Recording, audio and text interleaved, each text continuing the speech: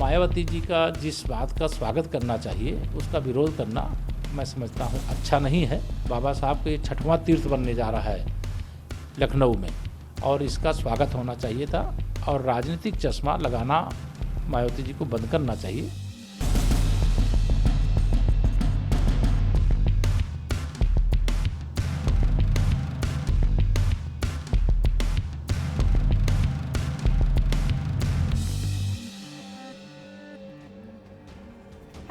You're watching News Epicenter with me, Maria Shakil. The war for Uttar Pradesh may be months away, but the political equations are getting charged up. Ignited today by the foundation ceremony for the B.R. Ambedkar Memorial and Cultural Center in Lucknow, a major tribute from the BJP camp with an eye on Dalit votes.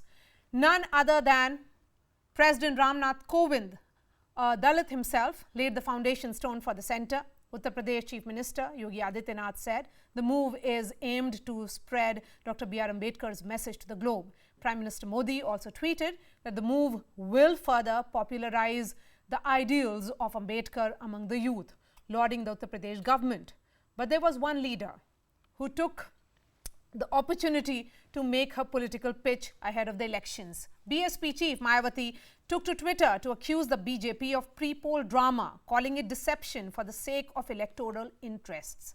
She said if the BJP truly cared about Dalits, it would actively crack down on the atrocities against SC/ST communities and would have started the work on the memorial and cultural center earlier, so that the president inaugurated it instead of laying the foundation stone. The BJP was quick to hit back at Mayawati, saying the president does not belong to the BJP. The state government is working to uplift all communities, adding that the BSP only remembers Dalits ahead of the elections. In the past 48 hours, the face-off in Uttar Pradesh has seen an unusually active Mayawati. From denying an alliance with the MIM to this high-pitched rebuke of the BJP's tribute to Ambedkar. From a political standpoint, the BSP and the BJP have had behind-the-scenes understandings and also sometimes over the surface as well. The BSP has formed coalitions with the BJP since 1995, backed the abrogation of Article 370 and even tacitly, I would say, backed both the detention of JNK leaders as the BJP's legislative push against triple talaq. BJP has also adjusted for the BSP to win one seat in the 2020 Rajya Sabha elections, and Mayawati was even open to an alliance with the BJP for the 2020 MLC polls in the state. But even with the understanding, the BSP has been moved to a fringe player. From once holding power in the state and making deals at the center, its vote share has been below 25% since 2014 Lok Sabha elections, with just 10 MPs in the Lok Sabha and 19 MLAs in the 400-member assembly. As the BJP has eaten away at its Dalit base with its wider Hindutva narrative. Under the Yogi regime, the Dalit outreach has continued with government schemes for loans, scholarships, expansion of SC/ST commissions to policy frameworks for wider development. So is this newly charged Mayawati a pitch from the former chief minister and Dalit leader for a major comeback to the political mainstream? After Mamata Banerjee, is she pitching to be the next regional force to deter the BJP in the most coveted state of the Hindi belt? Joining me on the show, Sudhindra Badoria is the spokesperson of the BSP, Sharad Pradhan, senior journalist, Juhi Singh, spokesperson of the Samajwadi Party, Guru Prakash, representing the BJP, Sanjay Kumar, professor CSDS and political analyst. Mr. Badoria, is Mayawati trying to re-establish her relevance? Well, for some people in the media, even in the past, and so now in the present, Mayawati ji has been always written off. And let me remind you, even in 2005 and 4, when the Samajwadi Party conniving with the Kesari National Party, the then Speaker of Uttar Pradesh, belonging to the BJP, the people of Uttar Pradesh saw how they connived together and broke a party to make Mulayam Singh Ji the chief minister. However, in 2007, when the elections were held, when Mayawati ji won convincingly and on our own strength, we formed the government. Let me also say this, that from time to time, other political parties have been also having some kind of an understanding. We in the Bahujan Samaj Party, as Manevar Kashi Ram said, that we are there to promote the interest of the Dalits, the poor, and the marginalized sections of Indian society, and more particularly that in Uttar Pradesh. The BSP had formed a coalition with the BJP in 1995, 1997, Well, and we have 2002. formed- So I'm just Suppose- reminding you of what you have had in the past, and also what appears to be, some kind of understanding, which Let is me remind evident. you, I'm Maria asking Shakil, sir, I'm asking Maria a specific Shakil, please, question. please let Is me this complete. Mayawati saying I'm relevant? Please count me. Don't look at this as a two-horse race in Uttar Pradesh. Please let me also say this, that Maria Shakil, that as far as the Samajwadi Party is concerned, ask Mr. Sharad Pawar, with whose help did he become the chief minister in 2004-5?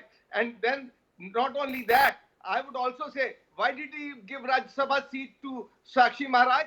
Why did he admit and made a lal topi gave a lal topi in Agra conference to Kalyan Singh, who brought down the Babri Mosque? So please don't single us out. We, the Uttar Pradesh people, know as far as we winning 10 seats are concerned, we are the second largest party in the Lok Sabha from Uttar Pradesh after the BJP. That's a very in well- terms very of well vote way share, of looking in at- terms of vote share, Yes. we are the third Yes. largest national party. Right. So you can write us off. No, but no, the nobody people is of Uttar writing you Pradesh off. and the country have not As a written us off. political journalist, I've learned one thing, that never write off a politician. They always make a comeback. you are I'm writing just an asking, obituary. I'm You are asking as a if you are question. presenting an obituary. I'm It asking, looks no, like no, Maria not at Shakil all, that you are not writing an at all, obituary. Mr. Bhadoria. I'm asking you a question. Is Mayawati saying, count me in these elections? And that is the reason why I asked you that question. Why is Mayawati again unusually No, active in the last we few have days? been- Guru we Prakash, have come in on been this. there I'm coming 4 to you. times in the I'm past. coming We to shall you. come back again. I'm coming to you. Guru Prakash, Mayawati here is saying that what you are doing, what the BJP is doing in terms of this Ambedkar memorial is nothing but natakbazi and chalawa. Mayawati ji is completely entitled to her own views, but I would like to remind Mr. Bhadoria that Bharatiya Janata Party is not a political party of a single caste or a single community. Bharatiya Janata Party speaks for everyone, and our work speak. For the last 7 years, Maria, if you look at the developmental initiative that has been undertaken for the community specifically in terms of scholarship, only recently the post-matric scholarship is going to benefit 4 crore students from the Dalit community. And apart from that, realizing the identity, the significance, the monuments related to Baba Sahib Ambedkar, be it in London, be it in Maharashtra, be it in Delhi. So there is a sort of positive narrative with respect to Dalits today. The fundamental problem which I have with this other regional outfit is that they have always treated Dalits as a political commodity, just as a vote bank. They have never considered Dalit as a thought bank. I think my friend from Samajwadi Party is also on the panel, and only yesterday elected MLA of Samajwadi Party said that it is the Dalits who are responsible for population growth. So it's so unfortunate that these political parties whose sole premise is based on specific caste and community, they cannot speak on behalf of the entire state. While you That is point number respond- 1, the respond developmental to initiative. Guru And secondly, Prakash. Maria, Yes, go ahead, Guru. one more thing. I would like to humbly and very respectfully ask Mr. Bhadoria that where is the second generation or the second crop of leadership from the Bahujan Samaj Party? It has caused a great loss to the Dalit movement as well. That very unfortunate that Mayawati ji did not cultivate a second generation or a second crop of leadership. It is time she looked beyond herself, look beyond her family, and look for the interest of the larger Dalit community. Joy Singh, interestingly, Mayawati has painted the BJP and the Congress with the same brush in her tweets that she has put out, but not a word against Akhilesh Yadav. Why is Mayawati being cautious in her attack now, just 6 months before the UP elections against the SP chief? What is happening? Mayawati ji has been the chief minister of UP up to times. We'd rather not to make a personal comment or why she's following a certain strategy. Dr. Ambedkar is one of our tallest leaders. He's put together a constitution. His entire life history is a struggle for voicing the rights of Dalits, of the marginalized people, of women. Education was something which is very important. Guru was just pointing out, but I would like to bring it to record. The scholarships have been pending for 2 years for university students, for SC/ST communities. Also, the fact that there was a fee waiver which was granted in entrance exams that has been taken back. The various appointments which you do, we've seen that certain community of the chief minister gets appointed to those appointed, or your own minister appoints his own kith and kin. The Vidhan Sabha and the Vidhan Parishad have also witnessed this. So talk about rights of students and policy interventions which are actually on the ground, and give them the constitution. That was what Dr. Ambedkar gave us, and of course a memorial should be built for him. That's good, but you are doing a Shilanas today, so just respect the constitution and respect the leader. And if we talk about Kanshi Ramji, we work with him also. Sharad Pradhan, I'm going to begin with you. Yeah. In the last few days, we had seen, I would say few weeks and months, nobody was talking enough about Mayawati. Is this Mayawati trying to bring her herself back in the game and the party back in the game, trying to build that lost bargaining power? Because that is important in the run-up to some coalitions that she may be hoping to forge with some party. That's right. Mayawati has been quiet for quite some time. And everybody thought that, she thinks now, she believes that she has played her innings, and it's time for her to enjoy whatever she has, the harvest that she has reaped over the years. So, and there was enough apprehension and fear of the ED and CBI because of the kind of investigations that are already going on against the acquisitions made by her brother. A lot of acquisitions have been made far far disproportionate to his legitimate sources of income.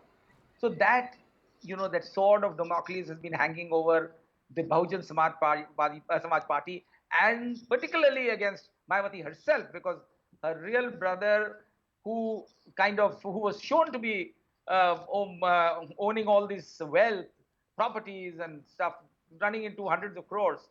So that fear was bound. Everybody felt, even I was convinced that is the reason Mayawati is quiet. But all of a sudden, she's trying to spring back to life.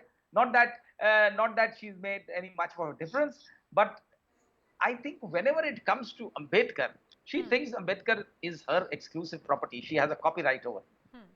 And it's interestingly, all political parties, when it comes to Ambedkar, they start showing all their overdose of respect oozing out for Ambedkar. All the time they never remember him. It's only when you get closer to the elections, Ambedkar becomes the darling of all political parties. So, and that is what you are witnessing today. Okay, so and Mayawati thinks that it is her exclusive right. So then in that case, Sanjay Kumar, is Mayawati's sudden active political positioning or posturing have to do with Ambedkar per se, or is it she realizing that this is appearing perception-wise to be a two-horse race? And I have to say that looking at her own vote share, which was in 2017 assembly polls, it was 22.23%, 19 seats, yes. Lok Sabha polls, as Mr. Bhadoria was pointing out, they were the second largest party after the BJP, of course, at 19.43%. So this is not a two-horse race as is being perceived till now. Sanjay Kumar. Maria, the data which you have presented, that clearly indicates that yes, BSP was the second largest party in the 2019 Lok Sabha elections. Also, the BSP did not perform very badly if we look at the vote share of BSP in 2017 elections. But at the moment, the perception seems to have been building, at least for the last couple of months, that UP election is likely to be a two-horse race. BJP seems to be ahead in this race at this moment, and I'm just saying this is the perception. And it is only Akhilesh Yadav Samajwadi Party which is in a position to challenge BJP. But if you go by the data, yes, we cannot just conclude that 2022 assembly election is going to be a two-headed race. Mayawati is trying to, give a sense that she is in the race. How much she is going to succeed, that we have to see. But yes, she is giving an indication. No, it's not two-headed race, two-horse race. I am still in the race, and she's just trying to indicate that maybe my vote share is bigger than SP. So why are you discounting BSP? But what all do you think Mayawati has to do besides what she has done in the last 48 hours? I mean, this is an unusually active Mayawati. She is coming out of almost what was seen as political silence. See, my own sense is that it's too late for her to, make this move. She should have made this move 6 months back. It's very, very difficult to imagine what else she can do to attract the voters, beyond the Dalits in her favor. It's very, very difficult. She has to come up with some positive agenda, some positive game plan. Unless until she manages to do that, it would be very difficult for her to attract voters. That debate centers around us. So okay. Yes, Mr. Bhadoria, I'm coming to you. Look, the alliance, the caste alliance that has been built by the BJP, it started in 2017, succeeded also in 2019. It is about upper castes, the non-Yadav OBCs and non-Jatav Dalits. All of that stands now with the BJP. What is the perception again? And number-wise also it's suggesting that Mayawati has been left only with Jatavs, and there is a significant erosion as far as her vote base is concerned. Well, let me say this. This is very ironical that people are judging us at that level. See, in each successive elections in last 30 years, we have been among the front runners for power. And let me even say this. Even this time, even in the Panchayat elections, just a few months back, which were held, we won around 400 seats and over about 100 independents have joined us subsequently, and we are at par among the two other front runners for power. Number two, I would also like to bring this fact into the debate that this is not the only issue before us. We have had support from all sections of society in the past, and we shall still have that with us, though of course we are fighting this battle in the background of the corona crisis. The corona tragedy has disturbed the entire equilibrium in the society. So do you want us to push the people into activism? Absolutely not. Even during the corona pandemic? Who is Mayawati fighting against? People like this. In the last 1.5 years, we haven't heard a single word from Mayawati questioning the UP government. Who is she opposing? But if you want, we have questioned. Now, I can bring you hundreds of statements of Mayawati to you. But of course, if you want us to take to the streets during Corona, I think it will be a very we do not want you to do anything like that. I'm asking you a simple question. In 2022 UP, BSP is fighting against Samajwadi Party or is against the BJP. They brought back Corona to their homes. People who went to the Kumbh Mela, the leaders of other political parties also Sharad went Pradhan there. will speak now. Sharad Pradhan, please respond. Yes. When they say that Mayawati did very well in the 2019 elections, what is being ignored is the fact that that was essentially because of the alliance between Mayawati and Akhilesh Yadav. The BSP-SP alliance did help Mayawati to reach a figure of 10, which is on the basis of which she claims to be the number 2 in the last her strike rate is better than Akhilesh Yadav's. He won just 5.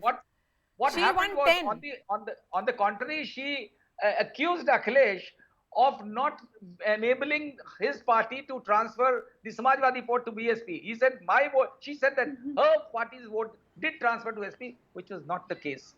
It is from the result, it was very apparent that the Bahujan Samaj Party gained far more than what Akhilesh gained out of the alliance. Okay. Irrespective of that, but the point is that at the moment it is perceived that Mayawati is under some kind of duress or some kind of threat or intimidation from the people in power. Mr. Bhadoria, why is Mayawati under duress, as Mr. Sharad Pradhan here is saying? What is this fear? Mr. Bhadoria, if you can hear me. Yeah, I can hear. I think there is no, you see, let me tell you that even in 2004, people were making these allegations on the corridor, Taj corridor, and nothing was proved. Every time there is some political party in power, they use it against the opposition leaders. That is why it was called, the CBI was called Congress Juhi Singh. instrument, and now it is considered Maria. to be an instrument of intimidation. So they intimidate Juhi, whoever comes in the will, power in the will- center. They will intimidate. 2019 SP-BSP alliance repeat in 2022? No, Well, and Maria, I'm very 2009 perplexed at Mr. Bhadoria that he says that they fought the Panchayat Sadasya elections, but Mayawati ji chose to give a walkover to the BJP when it came to the Panchayat Adhyaksh elections. What changed?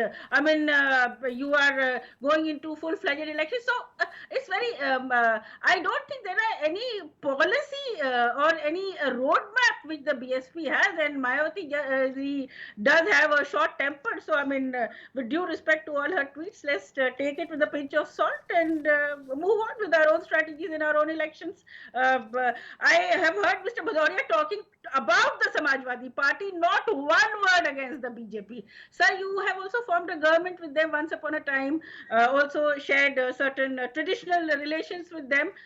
So, let's, respect Okay. them. Why Okay, talk about Guru red Prakash, caps? who is the challenger to Yogi Adityanath? You will say that there is nobody, but certainly in Battleground UP 2022, who is someone that you will be targeting to ensure that that person doesn't grow at the cost of the BJP there? Is it the BSP or the Samajwadi? Maria, you are very well aware of this fact that this topic is more of passion for me and not of politics. And I would not like to indulge in any sort of mudslinging here. The fact of the matter is that Dalits have now realized these family-based enterprises, individual-based enterprises, they have done great amount of disservice to the cause of Dalits. Dalits have now realized you cannot take them for granted. You cannot treat them as a political commodity. You cannot just treat them as a vote bank. They now want respect, recognition, dignity, and want to be treated as thought bank. Why? What is the reason behind the maximum number of reserved constituencies the Dalit MLAs and MPs are in the Bharatiya Janata Party? Even in the cabinet, you see the largest share of representation for SCs and STs is highest in the union cabinet. Leave that aside. Highest in terms of organization as well. You look at the general secretaries, the state president, it is the Bharatiya Janata Party that is intention to give actual representation, actual empowerment, both in terms of policy, politics, empowerment, and Mayawati, according representation. to This you, is beyond politics for us. believes in Dalits as vote bank, Mr. Bhadoria. 30 seconds to you, and then I'll give the final words to Sanjay Kumar. Well, certainly not. That's why we say Sabjan Ka Vikas, and of course, we will champion the cause of the Dalits because they are the most marginalized section of Indian society, and from thousands of years they have been oppressed, exploited, and marginalized. So therefore, we will fight for them, but we will take the cause of the entire society in Uttar Pradesh, as we have done in the past, and this past will be proven by our deeds. Okay. Sanjay Kumar, 2022 UP. While you say that perception-wise it appears to be a two-horse race, Mr. Bhadoria says, please count us. Mayawati is doing the same for the last 48 hours. What do you think will decide that battle? I think given the political fragmentation in UP, because all political parties have almost declared that they are not going to have alliance, although at least the major political parties have declared they are not going to have any alliance with each other. In this fragmented polity, I think BJP has an edge, absolute edge. Now the question is which political party is likely to be closest to BJP. In my opinion, at the moment, it seems to be Samajwadi Party. Yes, BSP is trying to make a comeback, but as I said earlier, it is too late to make a comeback in UP elections 2022. Yes, but why do you say it's too late to make a comeback? Because if Mayawati's vote share is almost hovering around 20-22%, even in the worst of times, then how is that really something to write her off? No, but Maria, when I say it's too late, you have to look at the way the perception is being created. Look at where is the movement. We come across large number of BSP leaders leaving the party, joining SP. This gives you an indication of which way the wind is blowing. The party which is likely to be the main contender or for the power in UP besides BJP. That gives me a sense that it is going to be a Samajwadi party which is going to be the main challenges to BJP, not the BSP. All right, Sanjay Kumar, always a pleasure to have you on my shows. Sharad Pradhan, thank you so much. Juhi Singh, Guru Prakash and Sudhindra Bhadoria, thank you for sharing your political thoughts as well. A story that will be taking shape in multiple ways because battle for Uttar Pradesh 2022 is still several months away. Alliances are being forged, several people are exiting it, but the picture is still very fluid. That's all from me. Thanks so much for watching and I'll be seeing you tomorrow.